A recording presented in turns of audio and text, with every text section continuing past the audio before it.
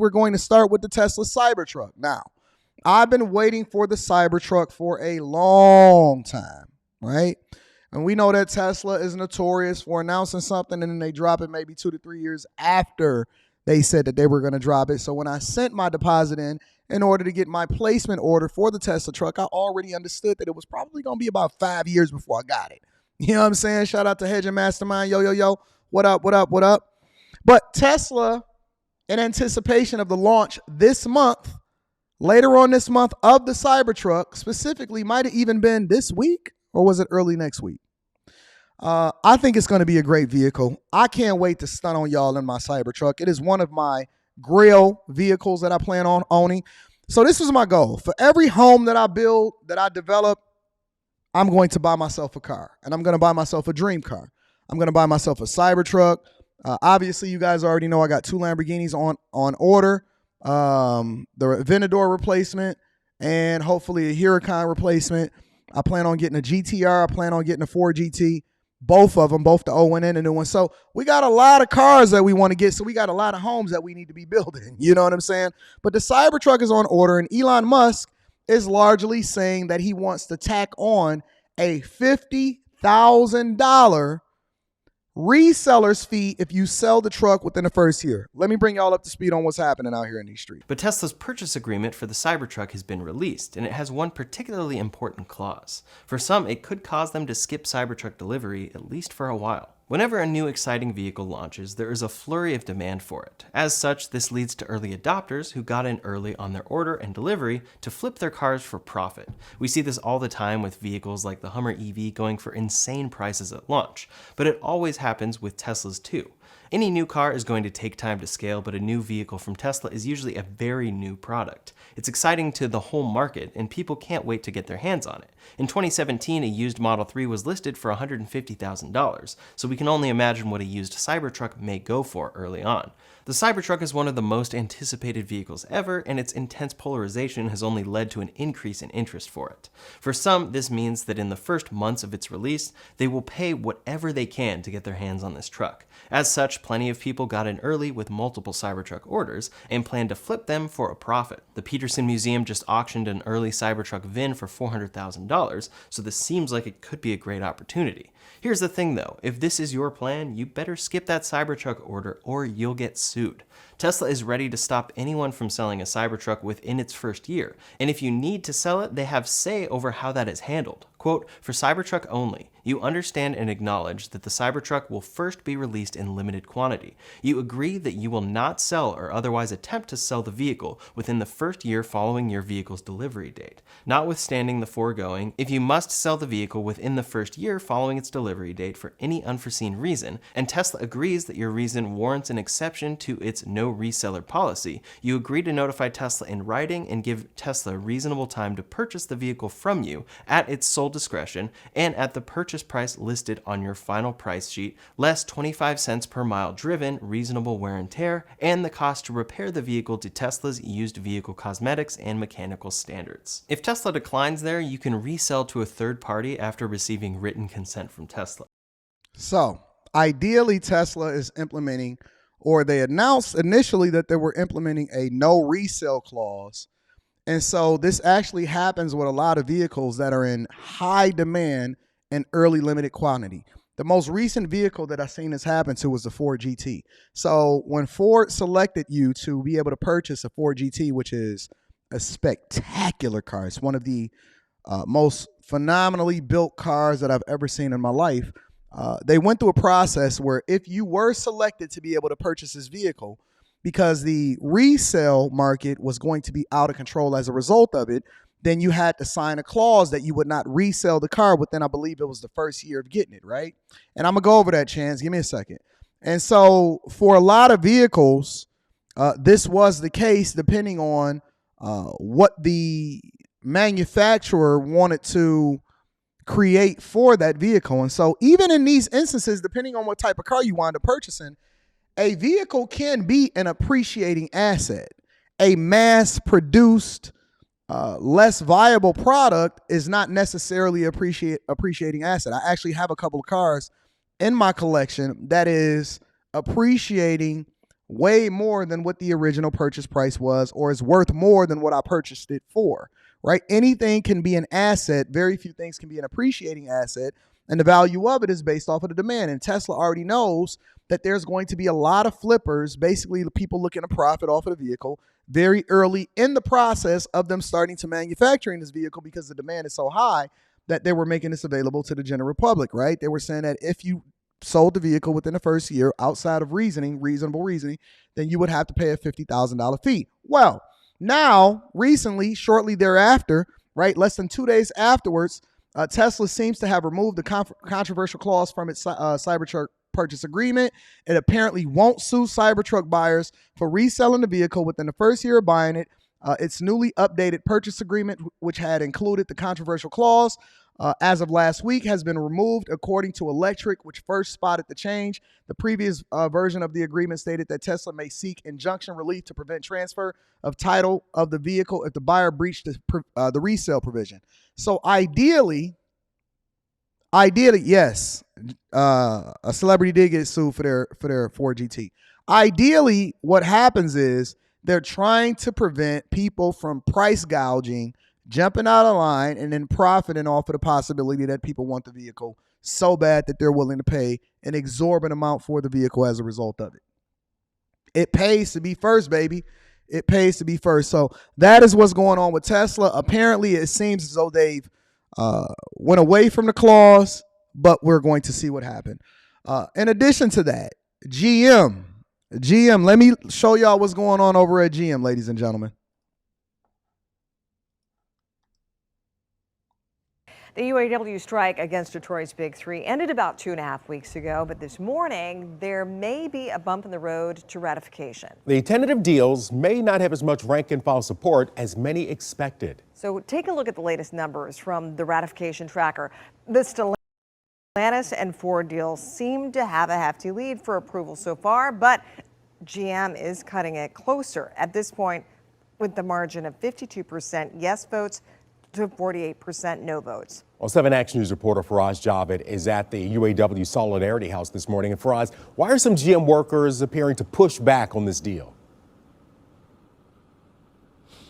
Yeah, Keenan, good morning. So simply put, they feel it falls short. Right now, out of the 3 agreements, General Motors is the only one where union members are giving a lot of pushback. As you said earlier, it's still a tight race with 52% of GM auto workers voting yes, and the remaining 48% feel the tentative agreement needs to head back to the negotiating table. We're just tired of not being recognized, and it throw pennies at us and that'll be it. And we accept whatever. But this time I don't feel like we should, and I don't think we are. So here's my question. Because I believe that the automakers got hosed.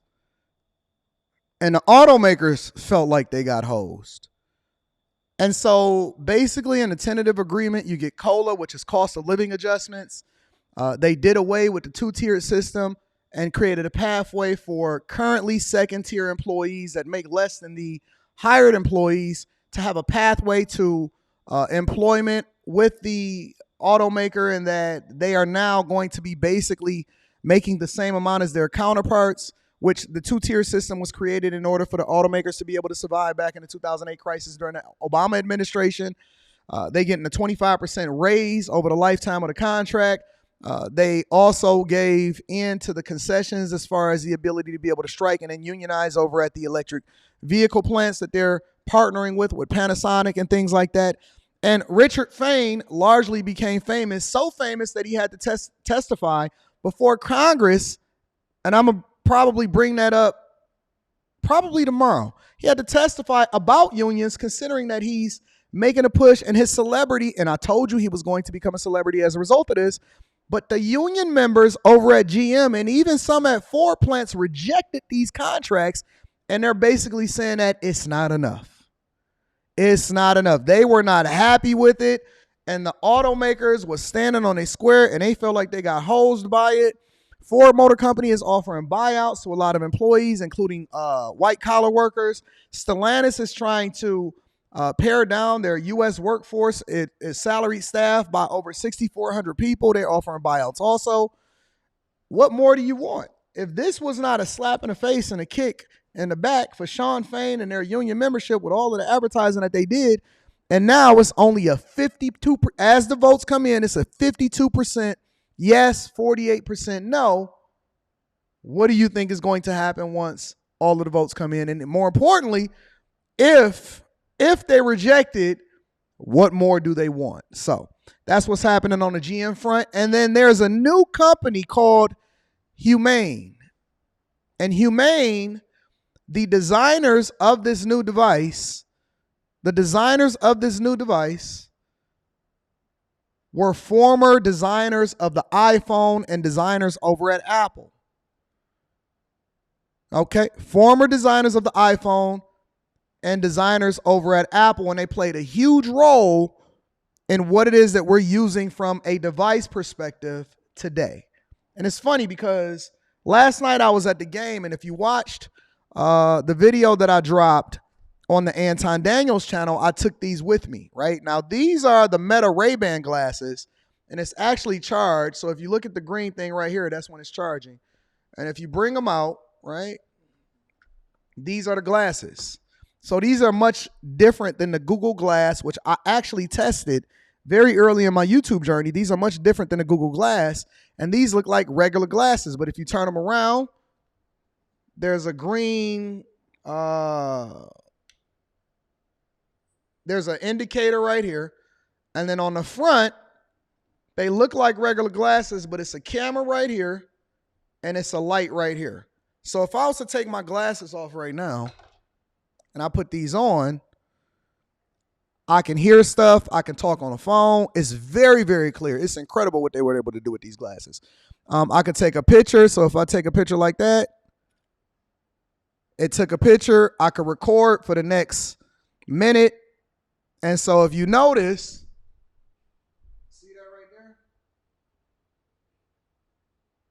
It's recording, right? The light indicator is showing that it's recording. Now, I went live with these glasses at the Pistons game yesterday, and so I was on Instagram Live, and it's crazy. So it's actually recording right now. The glasses is recording what I'm seeing, and if I want to go live on Instagram, you can see what I see, and they have great stabilization, and Meta, Facebook basically, did an incredible job with these glasses, an incredible job. And then also, I use, during my work process, a lot of, I use the Meta Quest 3. So until Apple drops its Vision Pro, and I'll probably use both, I use a Meta Quest 3. Rita has the Meta Quest 2. Leslie has the Meta Quest 2. And they have that at the home. But I use virtual reality, and I use a combination of different applications, including the gaming experience. So basically, if it's a game that I want to watch, then I can go into the VR app, and I can make sure that I'm watching the game basically courtside, and I'm seeing exactly in real time what the basketball players is doing, but I'm also being able to see everything that's around me, right? So I use a lot of technology, and I'm testing a lot of technology in order to make sure that I'm at the forefront of innovation, and I can add as much value, and I can see the opportunities that come along with it. But this is a new video that I want to show you that basically breaks down what the Hu.ma.ne experience is, and I'll probably get it, but it's about $700, but I want to show you exactly what this is, guys.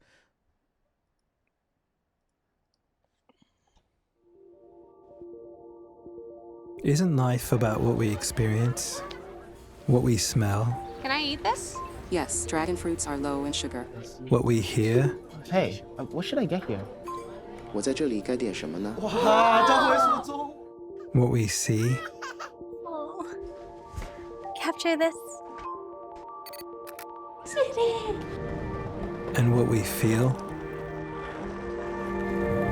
What if we build more memories? What are some fun things to do nearby? Share more moments. Should I play songs from the last time we were here? What would happen if we rediscover our senses?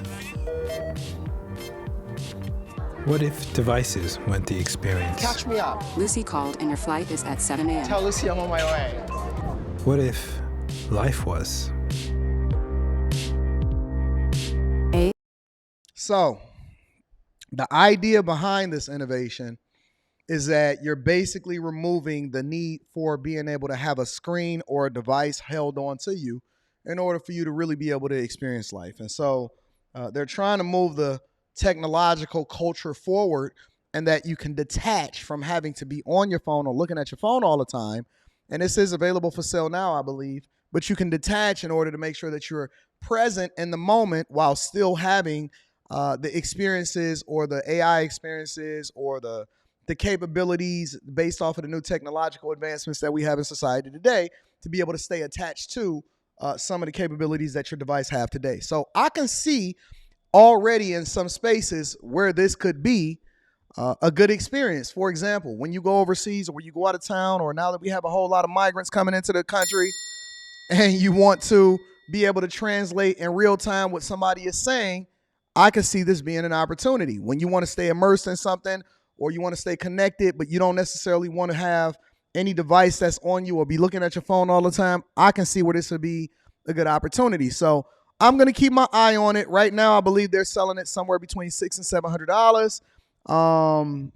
Company is opening up about its high-tech device designed to be fastened to a shirt or a blouse, a fit that Hu.ma.ne hopes can become as accepted as people who are sworn officers to sporting wireless earbuds or watches. So this is another opportunity for you to be connected while being disconnected, living in the moment, but still having the technological advances that come along with a phone, all right?